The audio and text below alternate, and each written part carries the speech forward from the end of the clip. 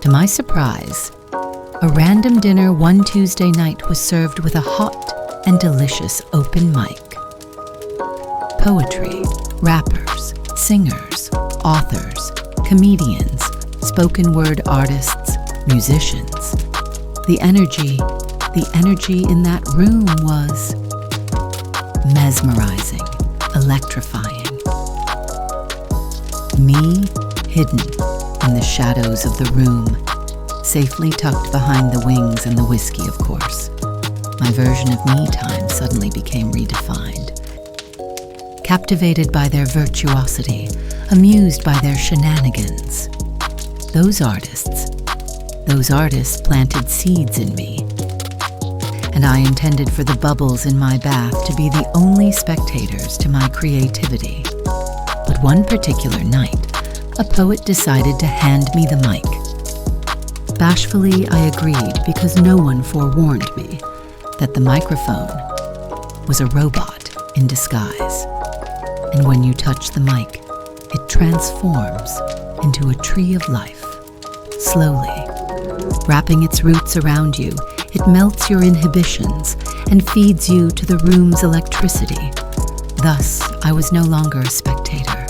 I became a conductor of the circuitry. But when performing, the stage would not allow me to eat. I could not gather any seeds. The showman in me became obsessed with performing for the crowd flawlessly. So when I landed in a new city where only one person knew me, I was joyfully excited about being disconnected from the circuitry. I wanted every open mic night to be a buffet spread of all my favorite things. Just a room full of beauty and talent and music, and it's all I can eat. No microphone, no circuitry. But that return to euphoria never happened for me. Life was too busy choking the happiness out of me. I managed to keep my body alive, but my passion, my joy, my creativity, my pen, they all died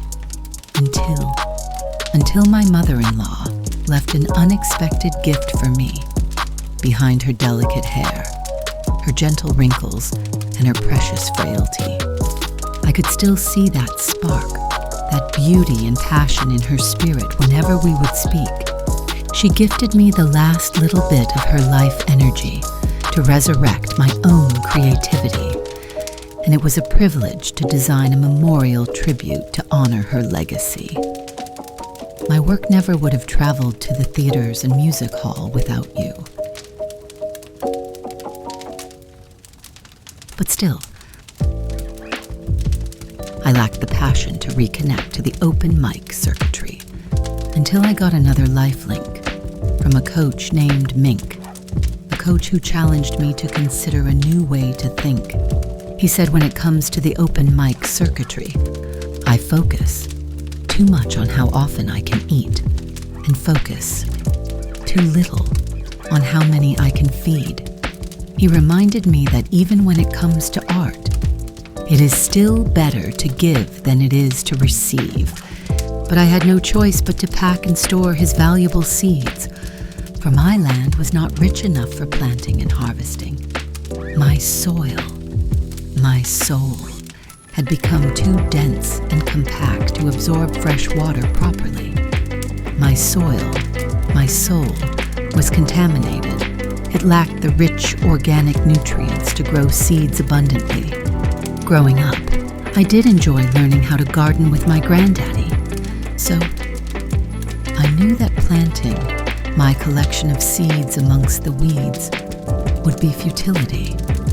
There would be no great harvest to reap if there is no rich soil underneath my feet.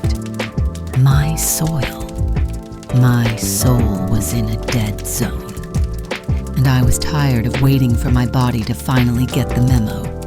But one particular night, God decided to hand me some mercy, a treasure I did not expect, nor did I ask to receive. Depression had very deep hooks in me. I was happily waiting for death to take me. God lowered his hand and he motioned for me, Confused, I turned around to make certain he was talking to me. For this was the same God I tossed aside for my love of men, mimosas, and money. I started walking towards him, and as soon as I was safely sitting in his hand,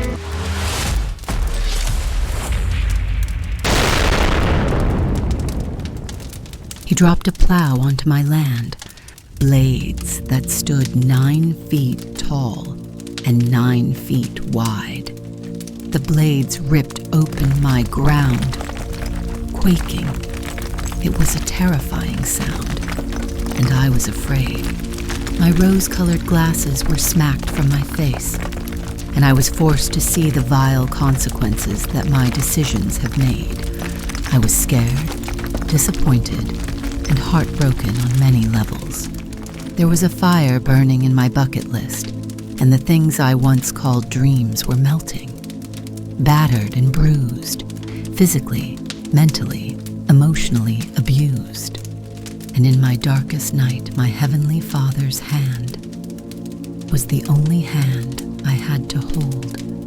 And while he was turning my soil, restoring my soul, he blessed me with a deep, restful sleep and a peace that surpasses all understanding. He awakened me just in time to watch the sunrise.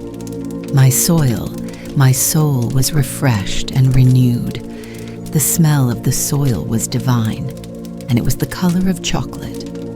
It felt so soft, pure, healthy, amazing. It was joy scooping it into my hands, and I could not stop crying, thanking God for blessing me with the tranquility of this land. But I would not be me if I did not ask God why he chose to be so gracious towards me, when I chose to be so distant from him. And when you ask God a question, you can't play hurt when God gives you the lesson. Your tomfoolery, your stupidity, kept you at a distance from me, rightfully, deservedly. Your sloppy prayers thanking me for another day, to watch you waste your life energy, just trifling. And please stop thanking me for that unhealthy food that you pathetically choose to eat. Daughter, I have been good to you, but you have been a huge disappointment to me. You've chosen to live your life as a carnal, fleshly fiend. Do you not understand how much it hurts me to watch you neglect your spiritual nobility? You have been a fool.